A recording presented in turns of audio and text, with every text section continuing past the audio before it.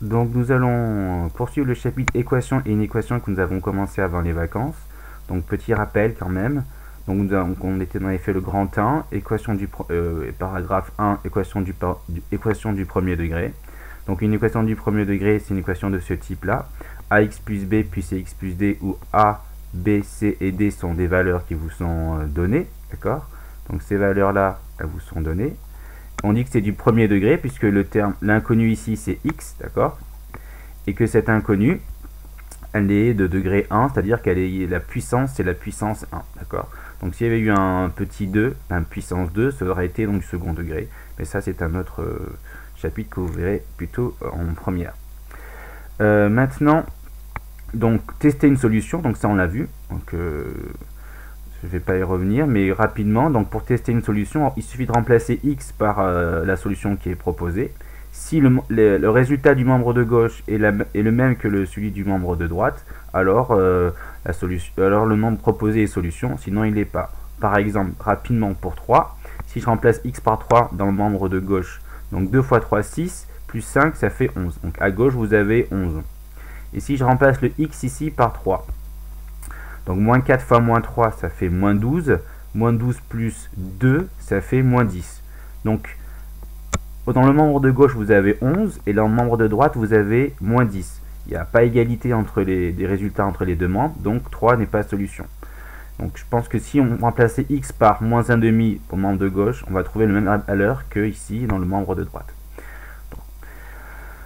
Propriété, une équation du premier degré, donc elle a au plus une solution, c'est-à-dire qu'elle en a soit 0, il n'y en a pas, c'est possible qu'il n'y ait pas de solution, ou alors il y en a une seule.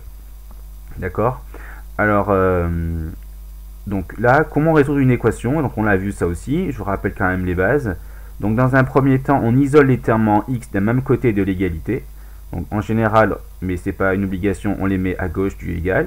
Donc puisque je ne veux plus avoir de 3x à droite, bah, pour l'annuler, je mets moins 3x. Mais comme je le fais à droite, je le fais aussi à gauche. Donc moins 3x de chaque côté. 3x moins 3x, ça fait 0, il va rester 1. Et 4x moins 3x, ça fait 1x. Ensuite, pareil, maintenant j'essaie d'isoler les termes constants. Comme j'ai mis les termes en x à gauche du égal, je mets les termes constants à droite, de l'autre côté. Donc pour annuler le moins 9 que je ne peux pas avoir ici, à gauche, je vais faire plus 9 de chaque côté. Donc 1 plus 9, ça fait 10. Et 1x, je peux l'écrire, et donc moins 9 plus 9, pardon, ça fait 0. À la fin, il reste 1x, donc que je peux écrire tout simplement x. Et après, je fais donc 1 plus 9, et ça fait 10. Donc, on note comme ça les solutions. S pour solution. Les solutions donc de l'équation sont, il y a une solution, c'est 10. Maintenant, ce qui m'intéresse, c'est plutôt là l'équation produit. Alors, une équation produit est nulle si et seulement si au moins l'un de ces facteurs est nul. C'est-à-dire que, autrement dit, quand on a un produit A fois B qui est égal à 0, ceci est possible si et seulement si. Donc, et d'ailleurs, si et seulement si, le symbole, c'est une double flèche comme ça, avec une double barre ici. Donc si et seulement si, l'un des facteurs est nul, c'est-à-dire si A égale à 0 ou si B égale à 0. Donc là, vous savez bien que quand on multiplie par 0, ça fait toujours 0. Et c'est la seule possibilité pour avoir un résultat nul, c'est que un des facteurs est nul. Si tous les deux sont non nuls, on ne peut pas avoir un produit nul, d'accord? Donc c'est pour ça qu'il y a une équivalence, on appelle ça, c'est que pour avoir un produit nul, forcément l'un des facteurs est nul. Et si l'un des facteurs est nul, forcément le produit est nul. C'est pour ça qu'il y a une flèche dans les deux sens, puisque si c'est nul, l'un des facteurs est nul, et si l'un des facteurs est nul, le produit est nul, d'accord? On appelle ça une équivalence. Donc surtout, ce qui va nous intéresser, c'est comment résoudre une équation produit nul. Donc de type comme ça, là, bah, tout simplement, le produit ici, il est nul. Donc ici, ce qu'il faut comprendre, c'est que entre les parenthèses, j'ai une multiplication, d'accord?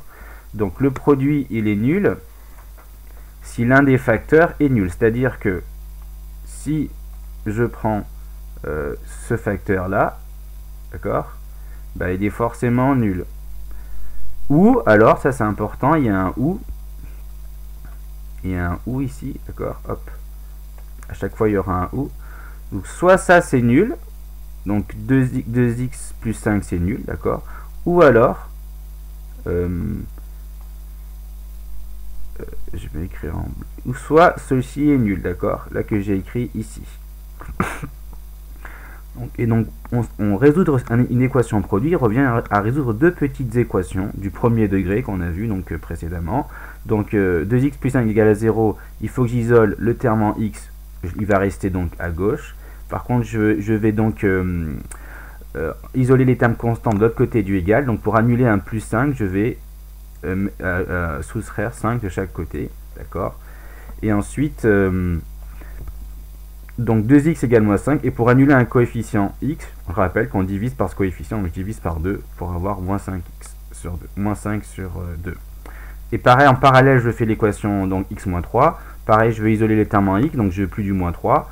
Pour donc plus avoir moins 3, ben, j'ajoute 3 de chaque côté. D'ailleurs, je ne l'ai pas mis.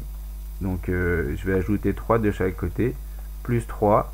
Donc 0 plus 3, 3. Et moins 3 plus 3, ça fait donc 0. Il va rester donc x. Donc au final, on a deux solutions. 5 sur 2 et 3. Donc d'ailleurs, je ne l'ai pas dit, mais donc, vous prenez votre cahier de leçons et vous mettez tout simplement le rappel, enfin vous écrivez tout simplement l'exercice méthode, donc à la suite de ce qu'on avait fait en classe avant les vacances.